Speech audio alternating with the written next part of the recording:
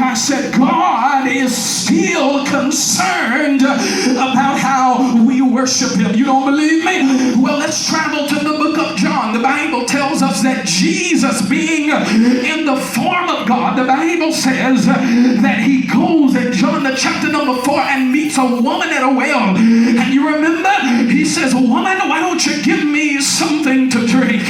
You remember the woman says, Lord, if you knew who I was, then you would not ask me to give you something to drink, because Samaritans have no dealings with the Jews. You remember the conversation that Jesus has where he said, if you knew who I was, then you would have given me a drink just like I asked you to. But listen at the question that she asked Jesus. She said, now our forefathers told us that we were to worship in the mountain. But you remember how Jesus responds to her. Jesus says, listen, he says, now is the time where the Father seeketh pure worshipers. I want to know if I got some Bible students in here. He said, who will worship him in the spirit and in truth. Which gives us to understand, brothers and sisters, that God, he is concerned about the manner in which we worship him. In fact, that's why he uses the whole book of Leviticus to explain to us what proper worship is. And brothers and sisters, can I tell you what my great concern is now? My great concern is that we're living in a highly entitled and individualistic culture now, who has made up and decided in their own mind how they want to worship God. But can I tell you, no, God says, I've got a way that I desire to be worshipped. Do me a favor and somebody help me and just say proper worship. God says there is a such thing as a proper worship. And brothers and sisters, it's interesting now that after God gets done explaining in Leviticus that which is defined as proper worship, we then look at the book of Numbers, where God, the first thing he does is begin to tell them about what happens when there is improper worship.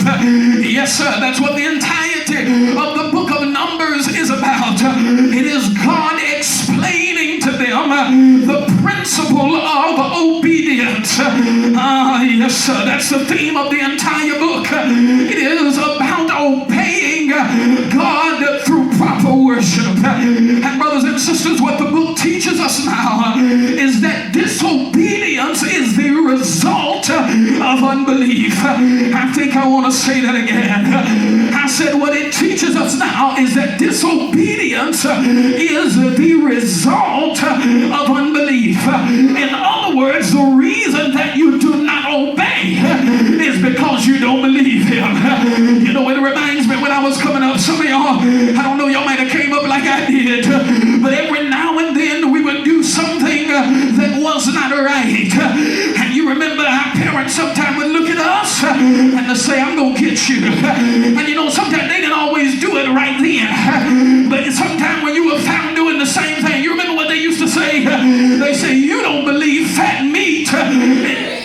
Oh, I see y'all must have grew up in the same house I did, didn't you? You know what they were really saying? They were saying the reason you don't obey is because you don't believe me. Because if you really believed me, then you would obey. And brothers and sisters, herein lies what the book of Numbers is aimed to teach us. It's aimed to teach us that disobedience is the result of unbelief. And really at the root cause and the foundation of unbelief, there are two things. God, number one, at the root of unbelief, there is a mixed multitude. Yes, the Bible tells us, brothers and sisters, that when the children of Israel came out of the land of Egypt, understand that they did not come out by themselves. No, the Bible says that there were others who came out with them. There were others as they made their journey that decided to be joined unto them. And the problem that we see as the root of unbelief is a mixed multitude. In other words, what you will discover through the book of Numbers is that the murmuring and the complaining started with the unbelievers. unbelievers. And when they started murmuring and complaining, it started spreading to everybody else. I believe that's why Paul tells us that we cannot be unequally yoked together with unbelievers, because their unbelief has a way of affecting your belief. And I don't know about you, but I'm in a place in my life now where I don't need nobody around me who's got an unbelieving spirit. I don't need nobody around me who's got a, you ever meet somebody and Lord, their attitude is just bad. I mean, everything can be going right,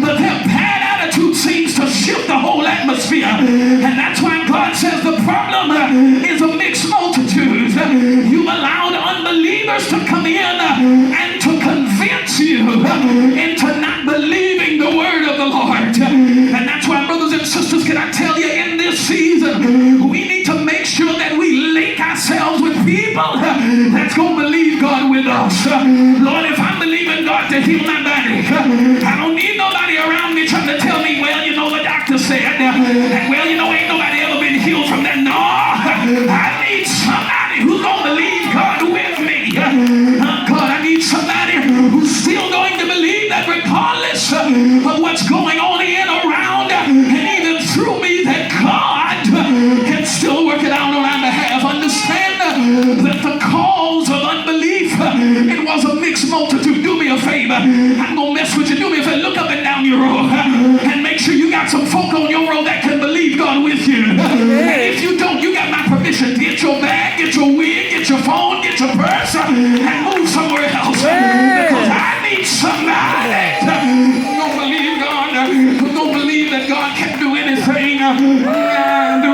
but fail.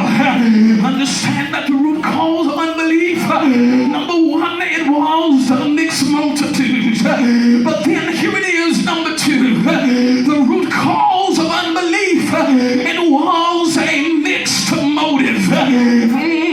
My God, I need you to help me say that. Somebody say a mixed motive. Do you understand what that means? That means that everybody didn't have the right motive. Everybody didn't have the right agenda. Everybody didn't have the right intention. And herein lies the root of their unbelief. And you know, you got to watch out for folk like that, because you know what I've come to discover is that there are people who have ulterior motives. There are people who have different agendas.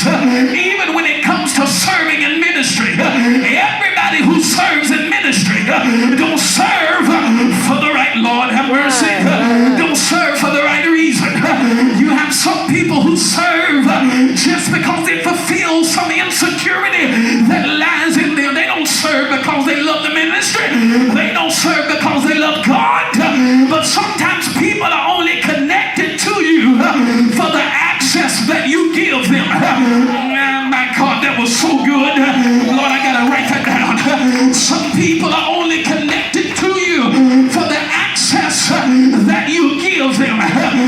God, let me say it another way. The only reason I'm your friend, Deacon Newman, is because you work at Burger King. And if I want a Whopper, I know I can run by there and I ain't gotta pay full price. And so you're my friend because you ran. Here's what you gotta learn about folk like this, is that they are only connected to you until they can find something better. And as soon as I can find somebody who works at Outback Steakhouse, Burger King, goodbye.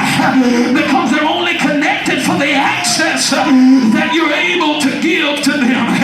And brothers and sisters, herein is the reason for their unbelief. It's because there were mixed motives in ministry. There were mixed motives in friendships and even relationships. But here it is, there were mixed motives even in serving the Lord. Understand, brothers and sisters, that herein lies what even the devil understood. You remember, it's in the book of Job that the Bible says that Satan is going to and fro, and he's seeking who he may devour. And you remember what the Bible says. The Bible says that he tells God that if you allow me to touch the things that he has, then he will no longer serve you. You know what Satan was saying? Satan was saying he's only serving you for what you're able to do for him. He's only serving you for what you're able to give him. But is there anybody in here that can make the devil out of a liar and declare, I'm not just serving him for the fishes and loaves, but just like David declared, though he slay me, I wish I had a church here, that will I trust him. I dare you to